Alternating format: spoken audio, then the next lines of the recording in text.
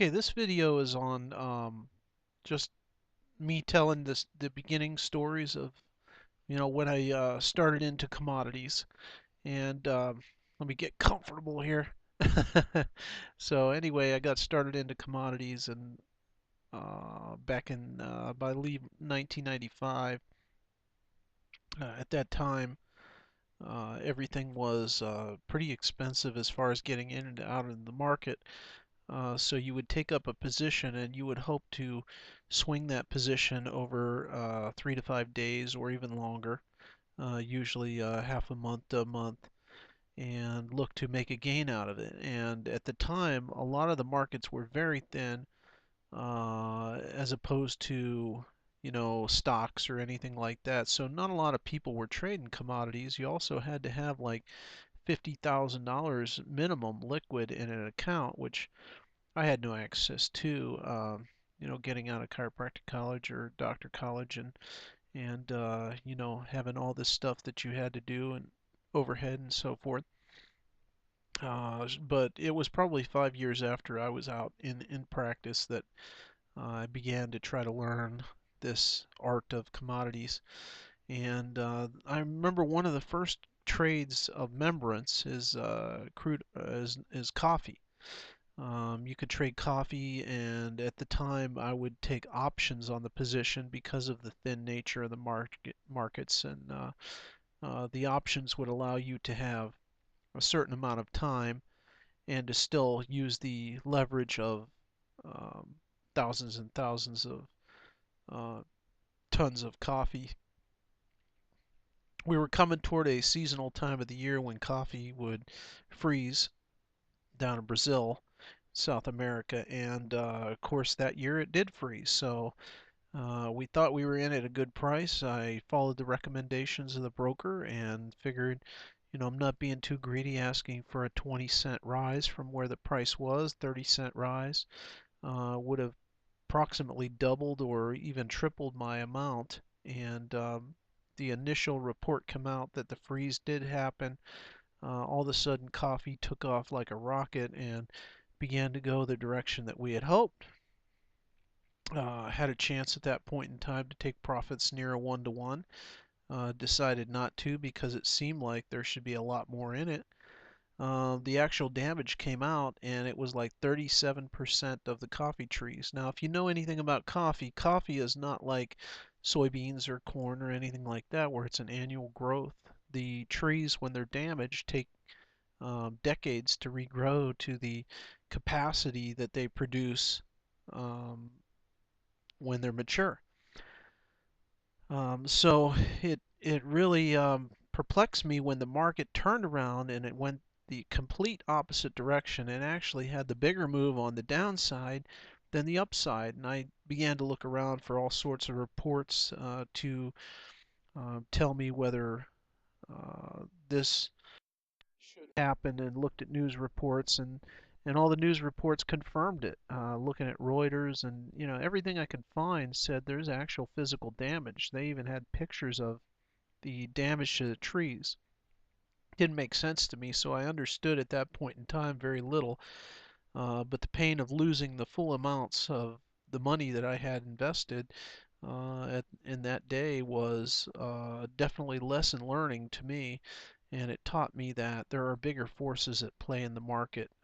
Don't trust news. Don't trust reports that you have out because those reports are late, or maybe there's something else inside that we don't know is going on with the people that really run the market. So um, through that and some other painful lessons, I began to learn to not trust in the news, but trust in the price that stands before you. And got into technical analysis long before technical analysis was very, very popular. Had great teachers out there, and one of them I don't mind mentioning was Larry Williams. He was a phenomenal teacher, and the way that he traded was different than some other teachers that I knew had done very, very successful. But what they all had in common was they had a money management and ability to make sure that their losses did not exceed a high amount, and they were able to allow their winds to continue to generate and continue to ride, and sometimes even add to those positions, and know a reasonable amount to exit the position on, or a indication to begin to unload some of the positions that they may have had. We're talking about people that are just taking 10 contracts, 100 contracts on something, and not in the blink of an eye. Like Larry Williams was the only commodity trader to take $10,000 and turn it into 1.1 million in a year in front of a live audience. And this was a contest that they had, and I believe he had done an amazing amount a year prior to that. So nobody's ever duplicated it since then. And certainly even his own returns of his accounts don't show that that's what he continually done. But for him to have 100% that year is a great return for him. And if you can imagine his account size being, excuse me, uh, I thought I was going to sneeze there. His account size was much larger than the average person's account size. We're talking, $1 million, $2 million turning into $4 million. Well, 100% is a great return on that size and that amount of money. The higher somebody gets, the tougher it is to make a 100% return.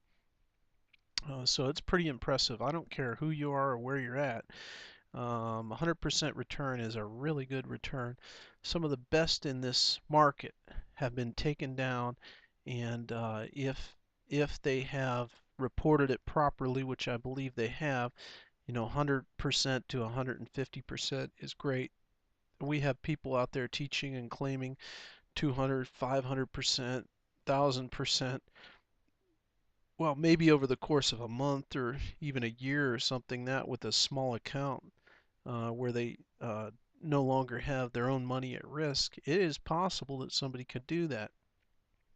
Obviously, Larry Williams did the 10,000 into 1.1 million, and it is possible, and that was in front of a live audience. So those contests are very strict in their ways that they gauge that. So I took a lot out of his course. I don't like to trade exactly like he likes to trade. Everybody puts their own spin on something, but when somebody gets successful with something that clicks with them, then they continue to do that thing. So it begins to um, you begin to understand your own personality and tailor your personality to the market, not tailor somebody else's technique and personality. Although you can take something out of their technique that is very helpful, but you need to own it, and it needs to become something that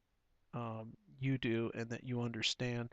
And everybody's looking to be a carbon copy of someone out there. Well, imitation is the best form of flattery, and I think imitation definitely is helpful to an extent. But when that trader learns that everybody's an individual, made different, in my belief, under the hand of God, and therefore we need to trade to our strengths, and whatever that strength may be, or even weaknesses, and make a strategy around that weakness to help that weakness not become so apparent and hurt your equity. So, like I said, the understanding that we hold this commodity a period of time obviously has changed a lot over the years. The markets now have lower and lower commission rates, higher and higher volumes, so more day traders have come in, more scalpers have come into the market, and now as they scalp in and out of the market, I believe it's made the market run less and stay in ranges more. Although it'll run from point to point, you won't see the market run the same that it did years and years ago. If it has a period of running, then it has a double period of consolidation, where years ago things were very, very volatile. And surely we could have a time like that again, where markets get crazy. Right now, a lot of markets are in a high value, and you can continually trade that market successfully inside of um, ranges that are big enough. So anyway, I'm going to end this video. Just wanted to tell you a little bit about my beginnings, and hopefully that will help you in your pursuit as well.